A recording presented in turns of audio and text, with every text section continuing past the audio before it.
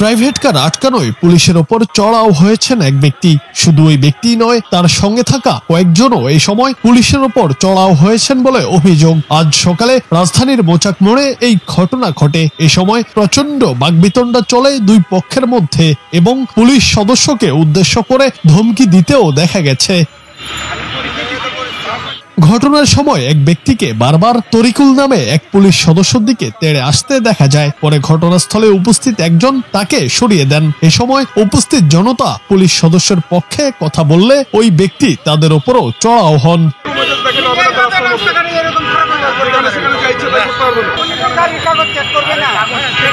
Police সদস্য তরিকুল জানান, অন্যান্য গাড়ির মতো আমি এই গাড়িটিকে থামাই এবং গাড়ির কাগজপত্র দেখতে চাই। এতেই গাড়ি থেকে নেমে এক ব্যক্তি আমার দিকে তেড়ে আসলেন। আমি তাকে বোঝানোর চেষ্টা করেছি এটা আমার দায়িত্ব। তিনি কোনোভাবেই আমার কথা শুনছিলেন না। আমি পেপারটা চেক করে তার সামনে আমাকে দিয়ে দিতাম।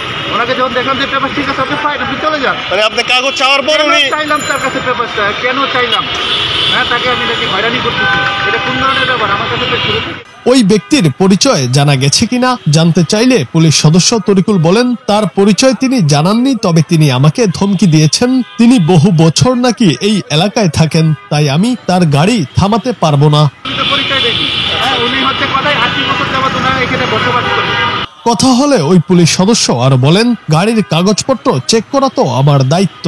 গাড়িতে থাকা ওই লোক আমাকে বলেন আমি তার গাড়ির কাগজপত্র চেক করতে পারবো না। পরে আমি তাকে বললাম, আপনি ডকুমেন্ট দেখান যে আপনার গাড়ির পেপার চেক করা যাবে না বা সরকারের কোনো নিষেধ আছে, তাহলে আমি স্যালুট দিয়ে আপনার গাড়ি ছেড়ে দেব।